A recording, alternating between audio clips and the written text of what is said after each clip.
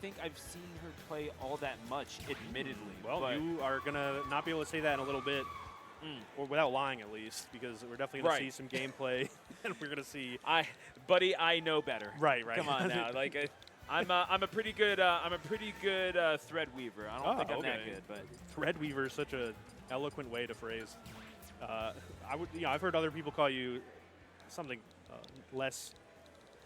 Thanks nice, once again to Majesty Gaming, hosting the Queen's Bracket for women and non-binary players. Yes.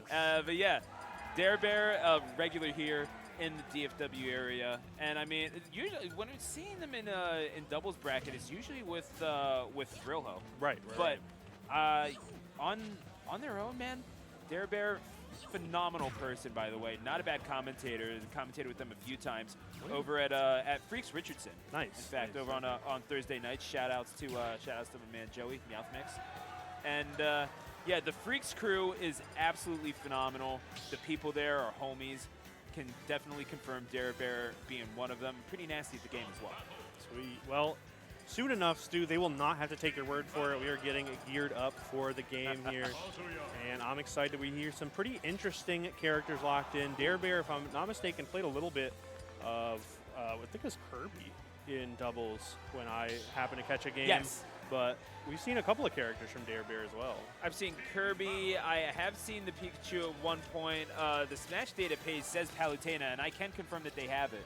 Okay. But I've seen them bounce back and forth between a few characters, and we're seeing now the Kazuya and Cinnamoroar combination that we've seen prior, and indeed the choice will be the Palutena. And if it is Palutena Zelda, I'd be a little worried because we've seen this team do a little bit of work in brackets prior. Right. And I'm excited. Zelda, fantastic follow-up, some really big hits off of throws. Palutena, of course, an all-star in doubles with that up smash.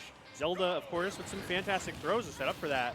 But that's going to be if they have any opportunity, because I know Red Team is going to be coming out of the gates swinging. We're already seeing it right now. Ooh. Oh, hang on. Spot's going to try to fight with ViaCher here at the ledge. This Zelda, again, doing work. And what is it that makes the Zelda-Palutena combination so dangerous to begin with? I think Palutena just has a pretty easy time, or pretty safe time participating in neutral, but then does have some pretty big follow-ups, as we mentioned, the up smash. Some really good, safe moves from range, which is going to be important against Red Team. Explosive Flame, Auto Reticle, definitely going to be something that they have to work around. And that back air is going to be big, too, because if Red Team does try to swing too often, back air and dash attack from Palutena are also going to kind of make that neutral a little bit easier. And Zelda, of course, also fantastic range options, too. So many good follow-ups, forward air and back air are going to be great off of the Palu hits. And right now, it looks like Yellow's kind of running away with some of these neutral wins. I mean, it was a really good punish by ViaCher off of the whiffed Electric Wind God Fist by Spots. And Cher, gotta think, is just playing so on point, is going to eventually see that stock off of the ledge. But DairBair making herself darn near untouchable until catching that stray F smash, which it's double. Sometimes you just got to throw it out. Yeah, cost of doing business. Yeah, exactly. But Spots now, if anyone has the comeback potential, you got to think that it's Kazuya, as we almost just saw. Right, I was going to say that would have been an interesting trade. But it's going to be the forward smash, finding the mark. I love these jump-off explosive flames that we're seeing from DairBair, but that time Spots had the workaround, finds the electric, finds that command grab, and what a throw. What an angle, taking that stock, finally off of DairBair. Gets the jab, holding them in place, and it is going to be that Darkest Lariat. Ooh, a little reset? Okay. DairBair cooking up something dangerous. I mean, anything that you can do to give yourself some space is certainly welcome at this point. Certainly the Alolan whip into the clothesline would do the trick. That cross chop going the wrong way. It's going to be Spots holding onto these two stocks and holding onto that smash attack, but it's going to be the auto reticle. Plenty of time to charge the Phantom, but not enough range to really cover Pokemon Stadium.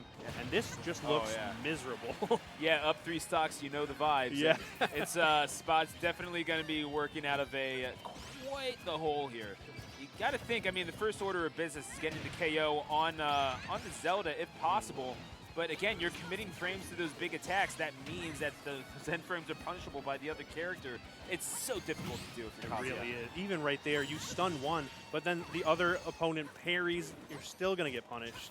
And it's so hard to work around all these projectiles. Explosive Flame, Din's Fire, Auto Reticle, Phantom, and of course that back air that we talk so much about, but it's going to be that Din's Fire punishing that long-range neutral special.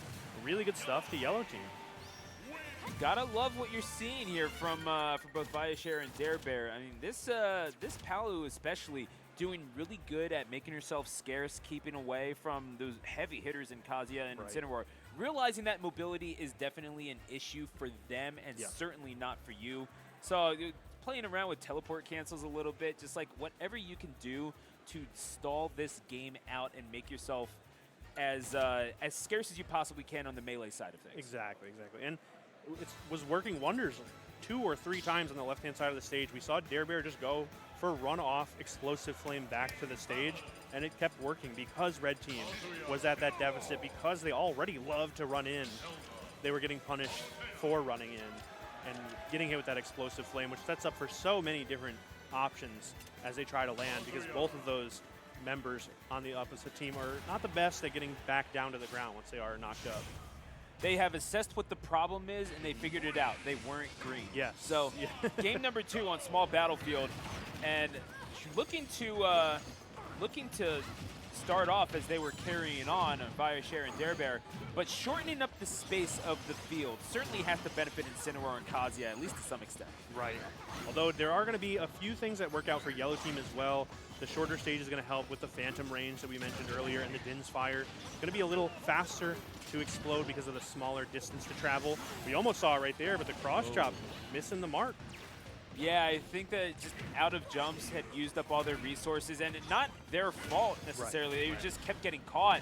DairBair not going to get KO'd off of the top, and all of a sudden that Rage Art is done and gone. Spots usually pretty efficient with this stuff, but is having a bit of a challenge navigating the just bevy of attacks that both DairBair and ViaCher are throwing out, including that up air to get the KO. Right, and like I said, that mid-range pressure is so important here. So many projectiles coming in from DairBair, not even really big hits, not even the neutral air, which is usually the star of the show. We're just seeing auto reticles and Explosive Flame punished from long distance, while, you know, ViaCher is just going crazy with these aerials. That is the price of your revenge. At what cost? And that would be a stock. Revenge is never the answer, kids. Ooh. Keep your mental up.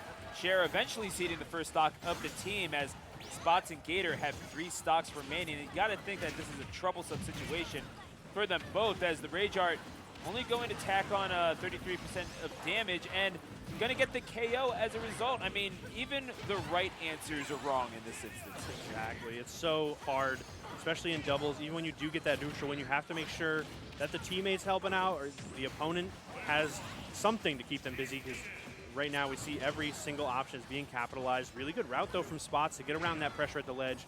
Fighting back now, but it's going to be so tough in the 2v1 as we saw. They have such a good composition for this situation here. The Phantom covers one whole lane. Palutena can cover any jump option.